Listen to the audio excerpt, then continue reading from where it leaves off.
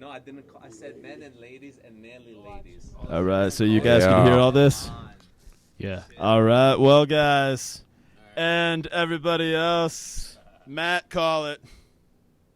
3, 2, 1. Bula. Buddha.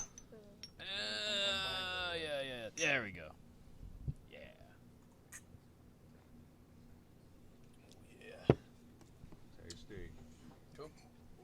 I really like that tradition. That was zesty, man. I like Zesty. it in the good way. Oh, I like it. It's like the Leaning Tower of Yormi. Is there a bad way to be zesty? Yes. No, that's subjective. That's subjective. It's not be controversial just quite yet. At least give it some time, guys. Let it cook. Yeah, definitely. Are we gonna have to cut that out? No.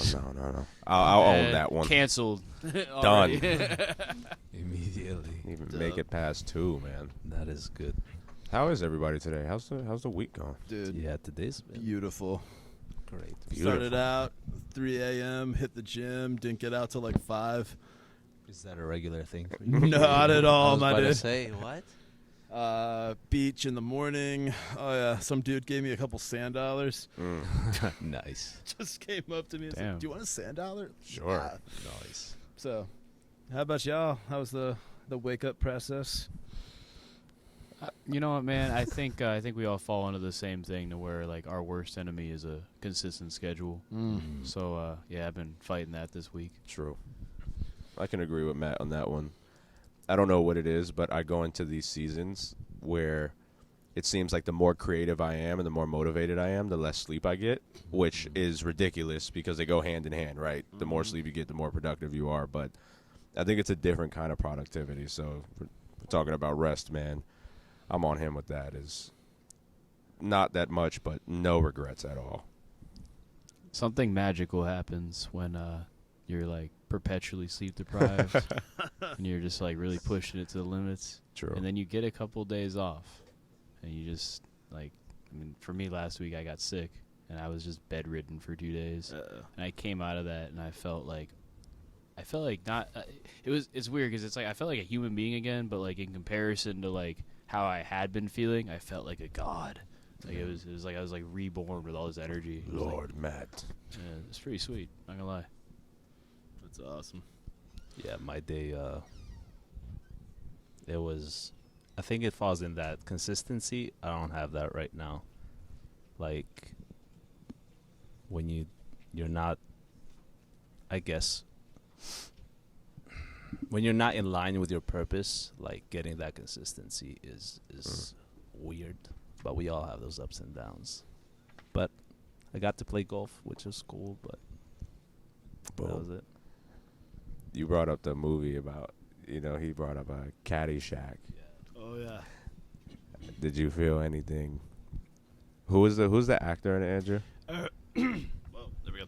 All right, so Caddyshack's got Bill Murray young Bill Murray is the like the groundskeeper guy, and then the kind of like the guy that knows the rules enough to break the rules, in this very bougie kind of country club vibe is good old Rodney Dangerfield. Excellent comedian. I don't know if you ever dipped into his old work. Is that where you're at, Blair? Bill Murray? No, I honestly, like I said, all I remember is the freaking beaver. Maybe I am the beaver that just pops up randomly. No set schedule.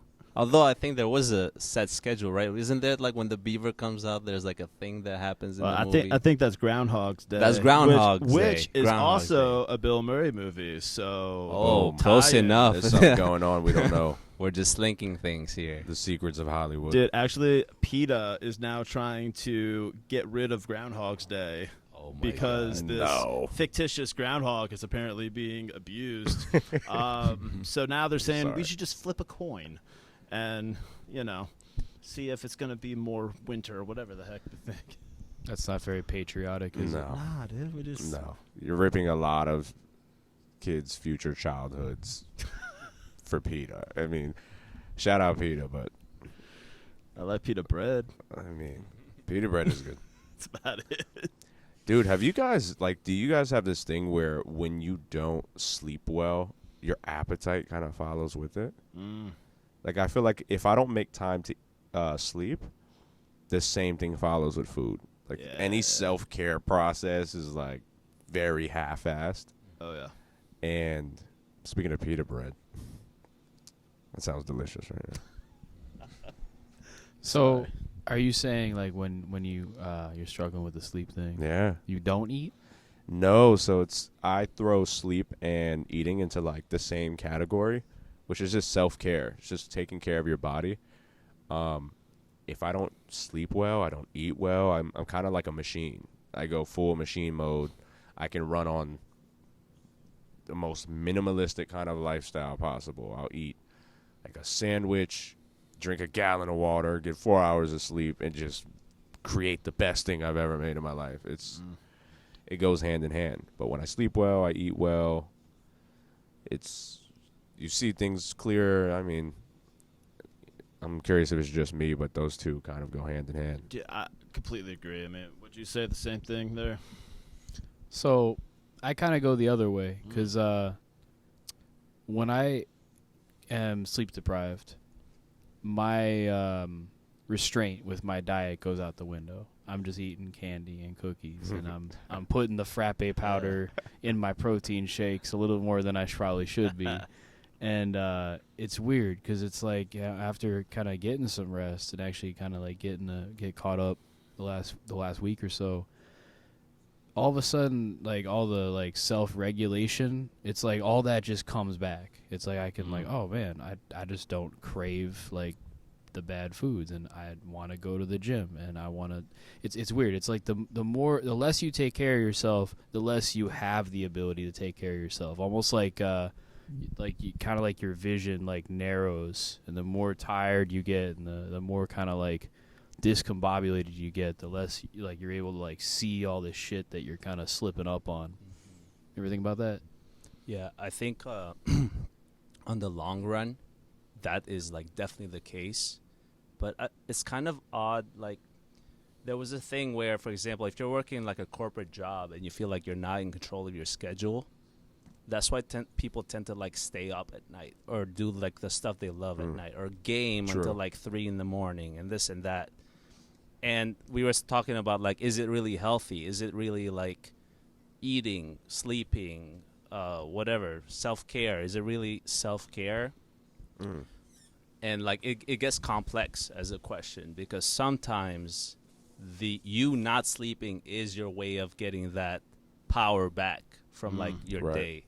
So like that's been my experience on that end, but it definitely does mess up everything else. That's a good take. You're not focused on the long run and whatnot. Something Gabby told me that I thought was kind of interesting, because I absolutely have one thing I really struggle with self-control with, to be honest with you, is like staying up. Like if I get home and it's been a long day, and I don't have like that hour to like just kind of sit and like I like to read manga and comic books and shit. So that's my like before bed thing. Or like watch some TV. If I don't have that hour, like I will make that hour at the cost of sleep or whatever. And Gabby actually told me this. She told me that it's almost like when you're so busy and you're so like in deep with whatever it is you're doing with your life and all that, it's like you internally are rebelling and making that time for yourself, whether you can afford to or not. Like you're gonna do it, and it kind of manifests in the form of staying up late, reading comic books when you shouldn't be. And it's interesting because science supports that. The frontal lobe is the self-regulation part of the brain, and when you're tired, frontal lobe's the first thing to kind of go offline and weaken. And when it weakens, your resolve and your ability to self-regulate and have willpower goes right out with it. Wow. It's almost like we don't necessarily stay awake. We survive against sleep. There he is. Yeah. It's more or less. We're almost in battle mode at that point. Absolutely. Yeah. It's you versus you. In those when the day's ending, it's definitely you versus you. And in the morning, after that battle, you're going to really feel it in the morning. And it's a new challenge. But I would argue, in a weird way, it keeps us on fire. Because you're never comfortable. There's always a challenge to kind of overcome it, whether that's at the end, that's in the beginning. That battle mode you're talking about, man, it's Blair, that corporate job theory too, is, you get home and you just have this internal obligation to do something you're passionate about after spending 8 hours, maybe just collecting a paycheck, right? If you don't love the job, it's a new challenge after another challenge. It's full of challenges. It keeps us moving. Yeah, there's another side to this, which is I felt this when I was in college and working and having crazy shifts, like 4 a.m. shifts or double shifts, closing and opening. It's risky not getting sleep if, for example, if you're very conscientious or like too nice, especially in like a sales job, which I was at the time. Me not sleeping would make me groggy and not willing to put up with a lot of like bullshit. I don't know if we're supposed to use curse words in this podcast. It's fine, man. But I just wouldn't put up with bullshit. And that actually helped me in that job, which like subconsciously, I think that's why when I got out of college, when I left that job, I was like fucked, because my body was so used to like not sleeping, getting that like positive like rush of like, all right, I don't have to like be too nice to these people to my expense. So like there's all these like positives, quote unquote, to the lack of sleep. They're not really positives. They're going to mess you up in the long run. But like there's the risk there. So here's something really interesting, because I'm sure y'all can probably relate on the ADHD train, right? So there's this thing that happens. Again, this happens with the frontal lobe. So, and I know this from personal experience too. A lot of times with people with like the fidget spinners, for example, the whole point of that is to keep your mind and your body, your physical sensations occupied, so you can actually think and have the space for your conscious mind to do the processing it needs to do. And so it's almost like you're kind of operating in two planes simultaneously. When you're really tired and sleep deprived, a lot of times, at least for me personally, I feel like I can get a lot more done, because it's almost like I don't need that thing to occupy my physical space. My body's exhausted. My brain is exhausted. So it doesn't need to be. It's offline already. So now all I have left is that kind of like conscious ability. Now I feel like shit. I'm tired. Right. But I can focus way better than I normally could. It's a weird thing. That's awesome. I understand that completely. Facts. Going to bed is such a battle.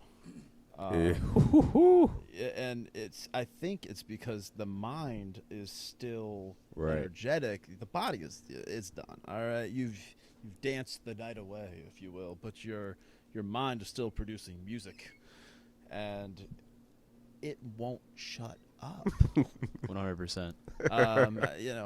People turn to drugs, people turn to alcohol, but it's still it doesn't shut up. It just has a little bit of a slurred accent at that point. But why is that? Do we not embrace the potential of our mind? What's going on? What would you say? I think Jay, we were talking about this the other day. I was looking at like insomnia and like sleep related disorders, and this post mentioning something called DSPS, which is delayed sleep phase syndrome.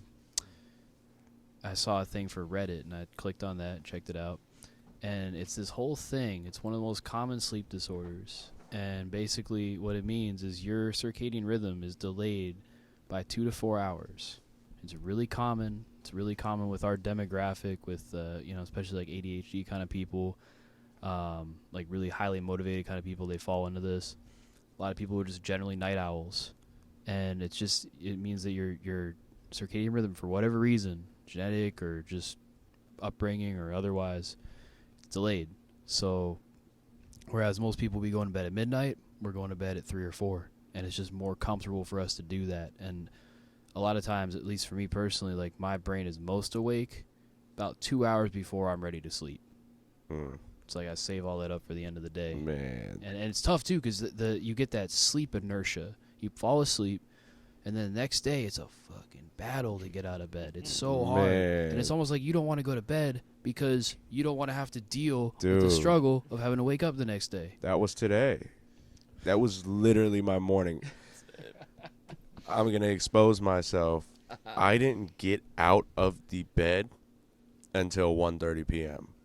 because I was just so happy to be there and actually be in a state of relaxation, because the night before I knew it was over. Like, it was 3:30 in the morning, mind's racing, and it's not even racing about anything specific. It's just on. It's ready for anything.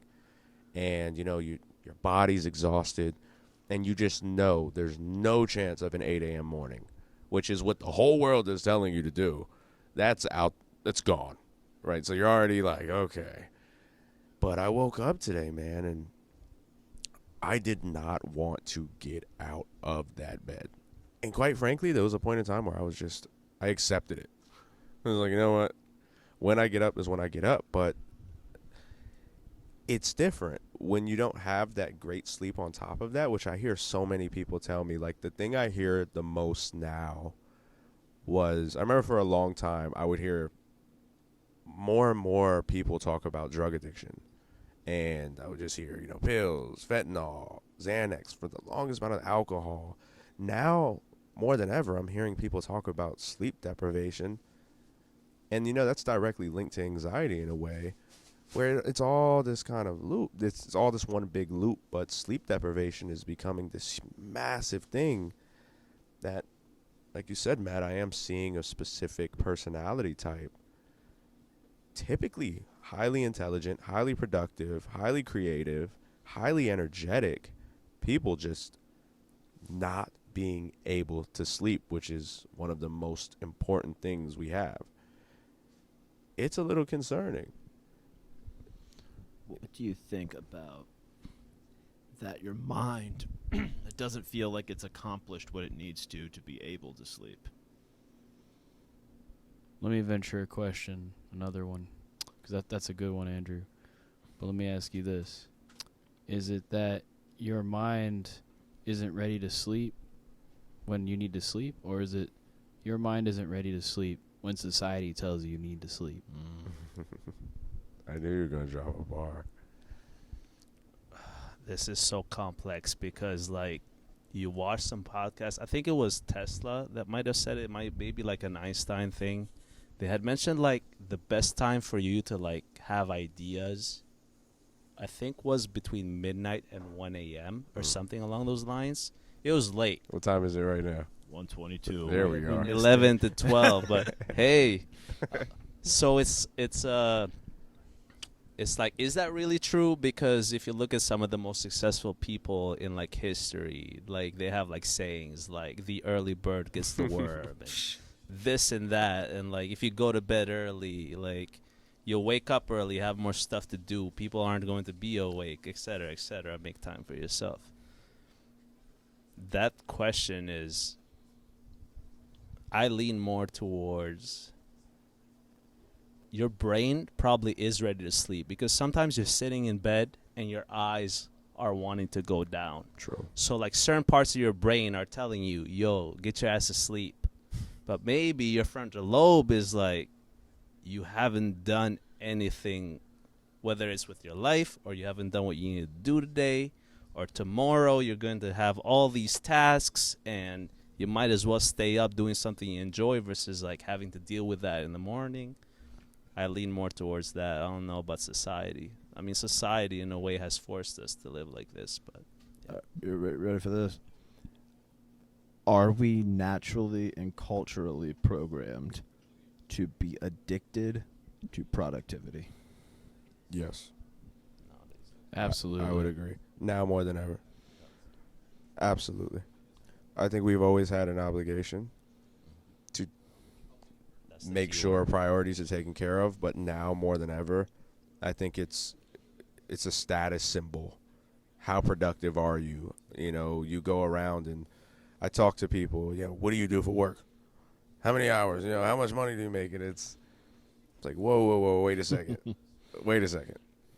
And we always have this conversation about social media, and I don't think social media created it. I think social media put a magnifying glass on it. Where, I mean, there's always been Wall Street. There's always been, corporate America. There's always been the service industry. I mean, you ask waiters today and waiters from 20 years ago, is the job different? The stress level's probably not. It's probably not as different as we try to make it seem. But now more than ever, there's a spotlight on how hard you work and how well you do it. And I don't know, dude. I think we are, we're social creatures and we always want to be at the top of that food chain or that social ladder. But, I'll let you guys kind of jump into us as humans and our biological makeup and how that may play a part. As far as socially, hell yeah. What do the words Sigma grind set mean to you, Jay? Absolutely nothing. Sigma, like Sigma, the Greek letter S, Sigma. You feel me? It's this like social media trend where you just gotta grind hard every day, David Goggins like the style. Sigma males. Yeah. Okay. You just gotta be a fucking maniac. The music apparently. and video, and everybody just Exactly. What's that little audio they have? Andrew Tate's just walking through a valley. Yeah, if you're not that, you're losing at life. That's You're just the bottom line here, man.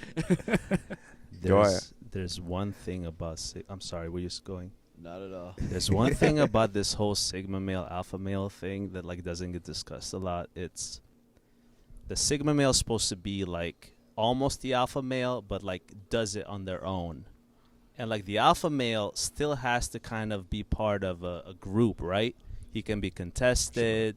Like he has responsibility to like lead the people below him, et cetera, et cetera. This Sigma male thing where it's like I'm doing my own thing. I'm like special in a way. Yeah. Like I'm not responsible for what anybody else is doing. I think this is like it's like this new cool buzzword that is like self-centeredness, ego, like Sigma, like I'm it. Like I'm it and I'm the successful one and forget about everybody else. It's dangerous. It's like it keeps adding more to the society that's already self-centered. It like keeps adding to it. And the grind set even more. It makes you like, I'm the one that grinds. Nobody else grinds. The grind set. Yeah. Well, it's like we're not even grinding. It's our egos doing it for us, and we're carrying all the baggage. Exactly. And plus, if we are trying to follow the template of what a Sigma or an alpha male is, then we are actually more of a beta male I in agree. that sense. A true. beta towards totally the agree. template, you know? You're following. You're following. I had a debate with somebody about that, and it was bad. It got ugly No. because they were trying to teach me how to be an alpha male without me asking, Oh, by that's the right. way. And I don't know why. Hashtag life coach. Yeah, right. Unsolicited I was advice. just hanging out and existing.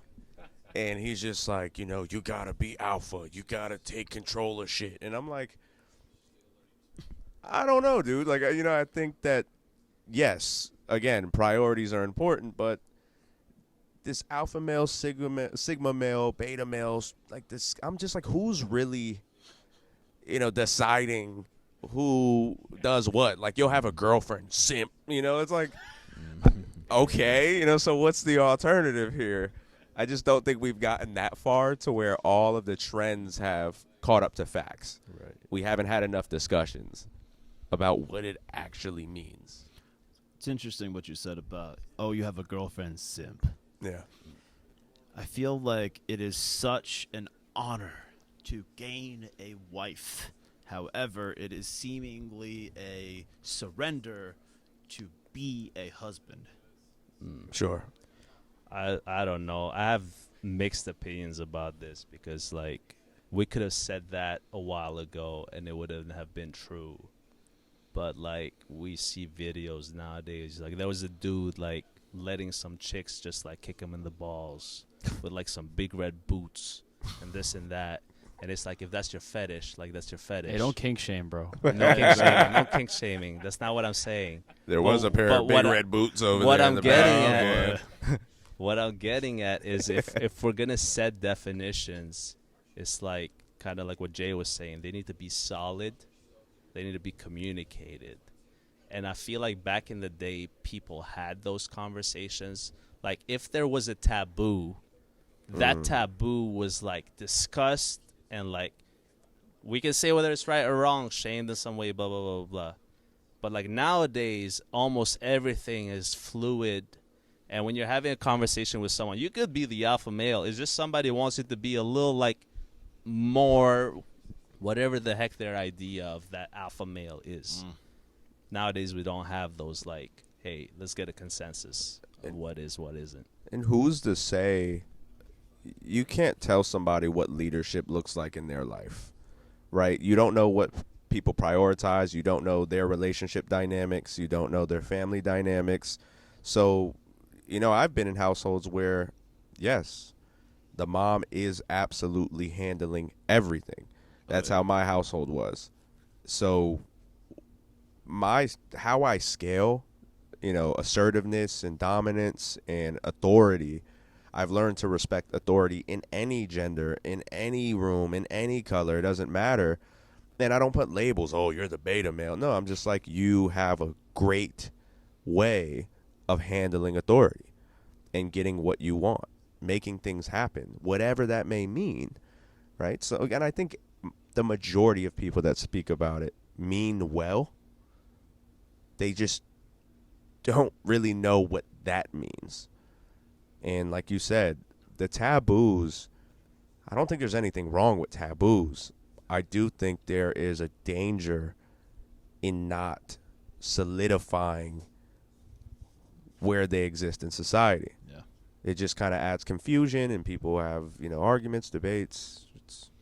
It's a matter of taking something from a taboo and actually putting it into the categories that make it a bad idea. Right.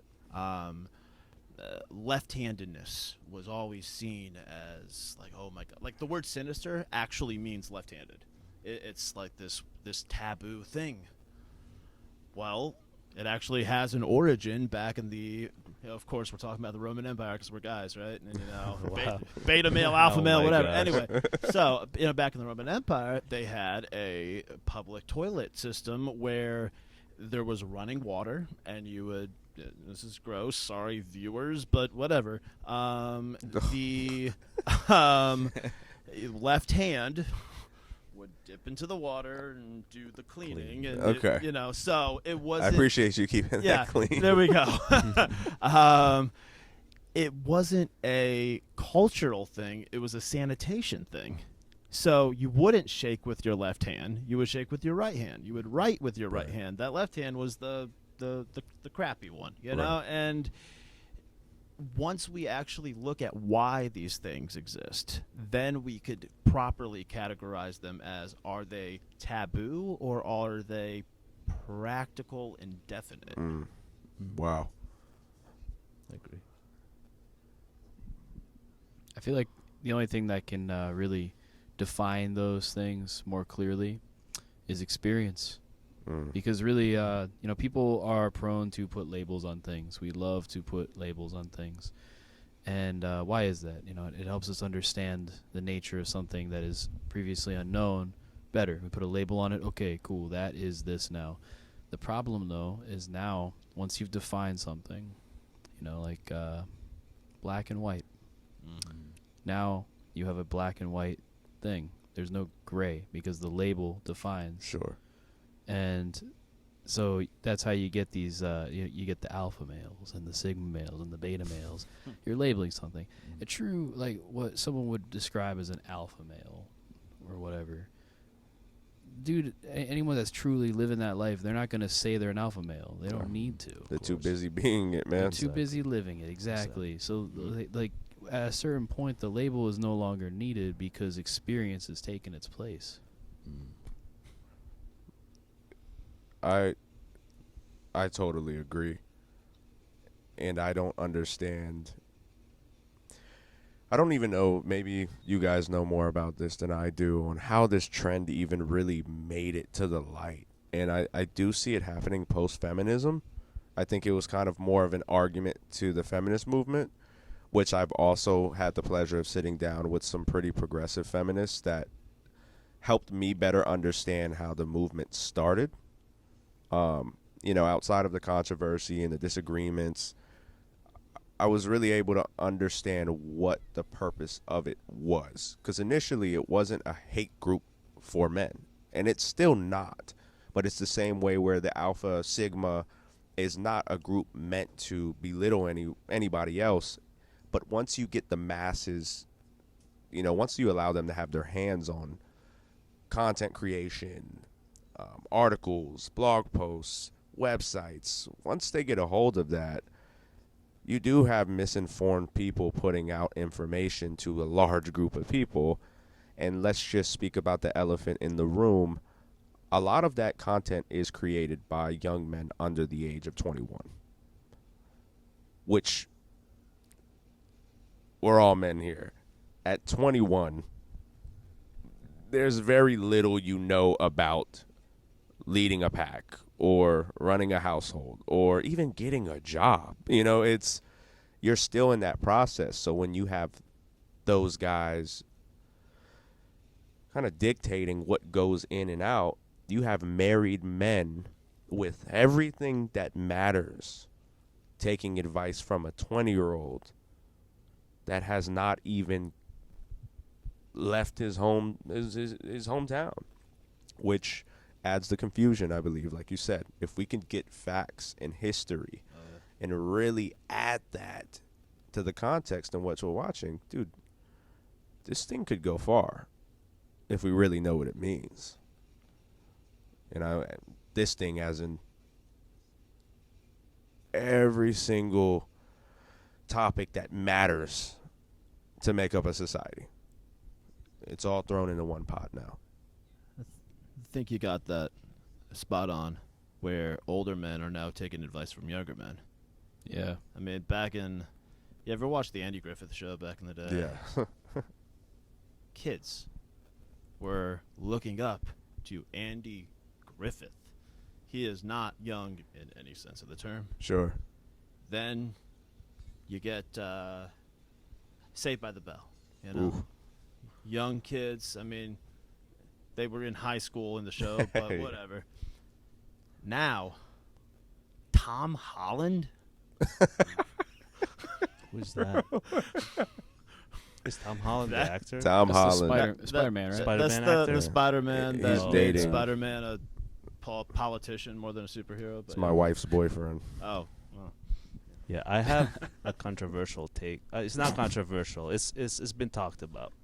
But this is like we're trying to figure out when like all this labeling started, and a lot of it did come from like hasn't come out now. It was in the college educational system for a while, like new terms being created for everyone.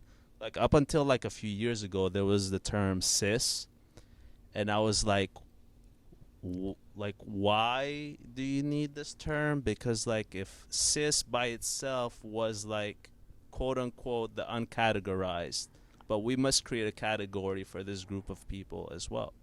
So once we start that game of like categorizing everything, it's a never ending, because like even I think with the alpha male, like beta male stuff, it comes out as like a counterculture Right. to like what the other side is trying to do. Like, oh, you're going to assign us labels, or you're going to use labels for yourselves. Here's some labels that we have. Like, these are our identity labels. Yes. And are we going to live life like it goes back to what Matt was saying? Like, are we going to live life like assigning labels, or just kind of living? But then on the when we were talking about like our male role models, have we really had any mainstream male role models in the last like Right. 20, 30 years? Because Simpsons, like this, I think, I forget where I saw this from, but they were saying how like shows always make the dad like dumb. It's kind of like The Simpsons or like What is the other one with Family Peter Guy. Griffin? Family Guy.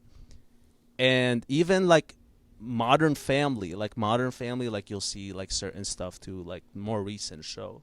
So what is going on there? Like how, like who else are the kids going to look at, or like even the adults, if nowadays it's like men are portrayed a certain way in the mainstream? Well, you know what those powerful shows are? I think the most powerful ones are, I forgot what the show is called. I used to watch it as a kid, but it was this interesting family dynamic where the mom and dad were strong, which I think was really important because I think that's reality.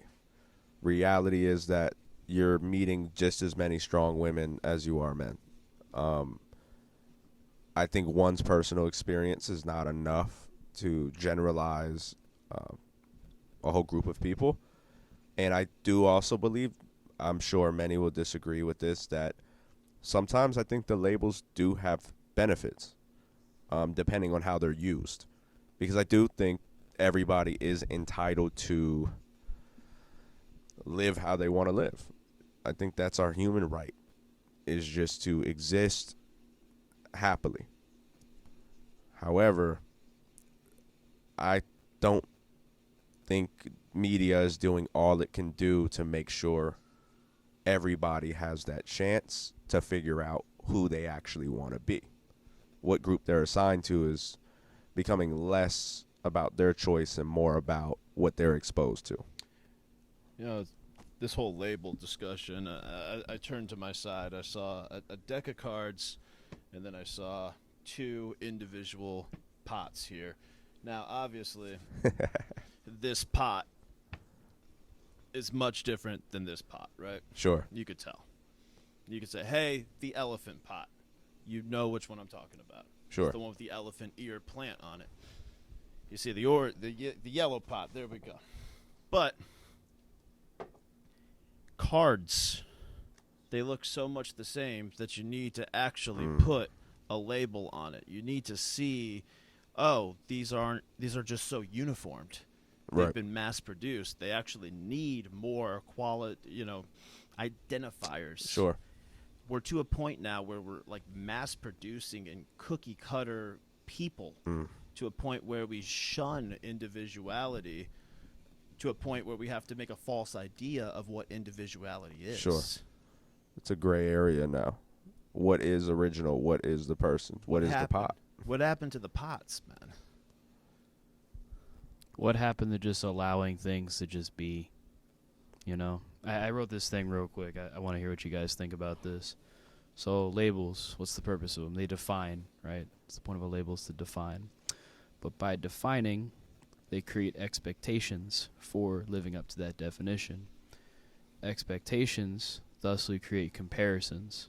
And comparisons in the absence of context are the thief of joy, as they say. What blinds us to context? The labels in the first place. There it is. Yeah, this I love that.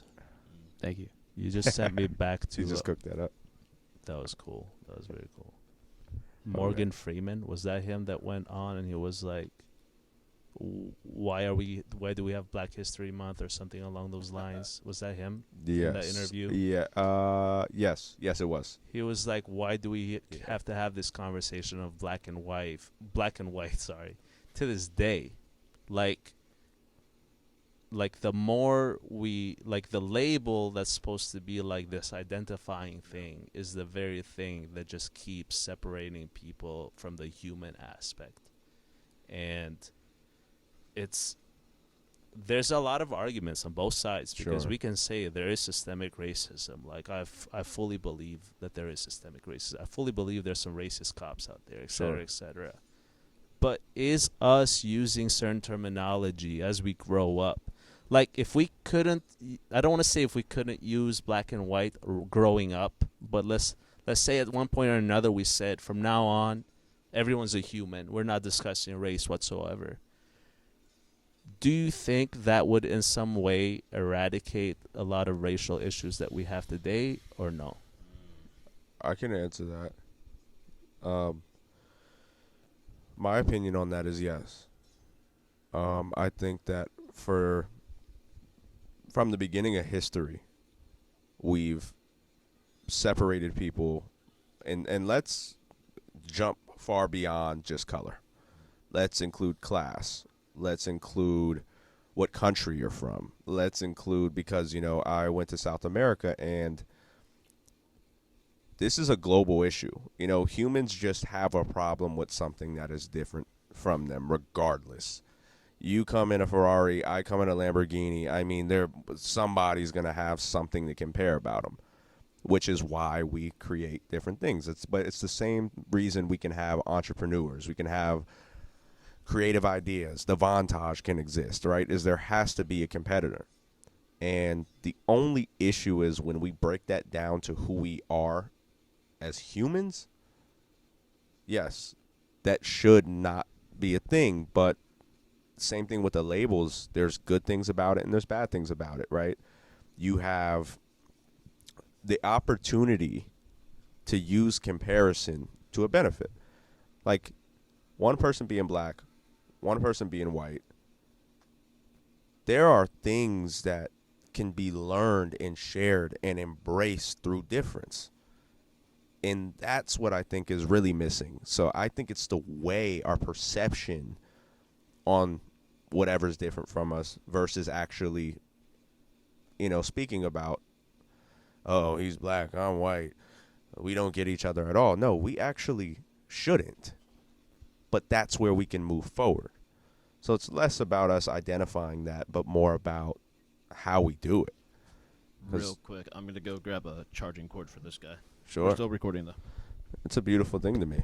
Like, you go to South America, dude, there's people that look just like you. You go to Europe, there's people that look just like you. And it's either going to be your best friend, or you guys are just going to speak about the obvious, that you're from America, they're from here. It's an opportunity to, change both of our lives right here, right now. Teach me what you know, I'll teach you what I know, and let's fucking use it at home. I agree that yes and no, but mostly yes. Man, that's huge because you're absolutely right. It's like the more different someone or something is from you, the more opportunity you have to learn from it, the more you can gain, and the more they can gain. Conversely. So it's like I guess like, what is it? Is it like a tribalism thing to where it's like we as people, we have to see everything in terms of the zero sum, like where in order for me to win, you have to lose. What is it that makes it so that we can't just see everything in that objective viewpoint of everybody can win? I think what I got out of what you guys just said is there's certain things, aside from that there's positives and negatives, but there's certain things that do deserve a label and classification. But there's certain things that are very detrimental once you start doing that. For example, if we're all humans and we're not taking color into account, we're saying you're maybe not even nations, because there's xenophobia. Let's just stick to culture specifically. Sure. You're from this culture, you have this food, etc., etc. Sure. Now that makes me appreciate you for this like great food that you have, or like this great music that you have. I'm not focusing on like the negative. So it's like, if the label is associated with, let's say, 55% negative things for whatever stereotype is going on in society, that label probably shouldn't exist, or a conversation should have around that. So race, we know, divides. In my opinion, I don't know, maybe we'll say like race doesn't divide. You guys can like obviously counter argue, but to me, like, we've seen it that if we talk about race, or say that this race this race that, it more so divides than brings people together. If you talk about like culture, I feel like it doesn't do that as much. So there are two words that I think we often clump into. One, identity, and identifier.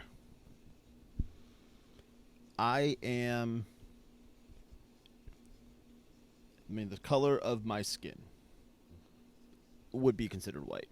Right. For me to say I am a white man,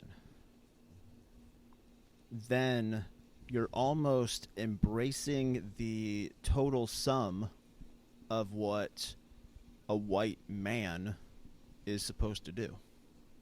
There becomes a stigma, and the stigma is based off of you adopting that identity. I mean, when you say you are what is your profession? I'm a kava bar owner. Bam. Okay. Don't expose him like that. No, here we go. I asked what is your profession? He works for the CIA. And you gave me your labor. Profession stems from the word profess. What do you profess to be? We have we have funneled that into mere labor, where I am only professing to be my labor. I am only professing to be my skin color. I am only professing to be a sports team fan. Right. What do you profess Matt is? What do you profess? It's You can't put that in one word. exactly. Nah. Exactly. No phrase, no word. Nice. It's more of a conversation. Your job, your skin color, your whatever can be an identifier, but it is not an identity. Boom. You know what's really cool about that? So the reason I paused when you said, what is your profession? I thought of 300 where they're like, Spartans, Yes. what is your profession? Oh. And it's true because they literally just did the thing that you were saying. You can't use a word to define what a Spartan warrior is. True. But you can do a war cry with 299 other dudes in your squad. That's what a Spartan is.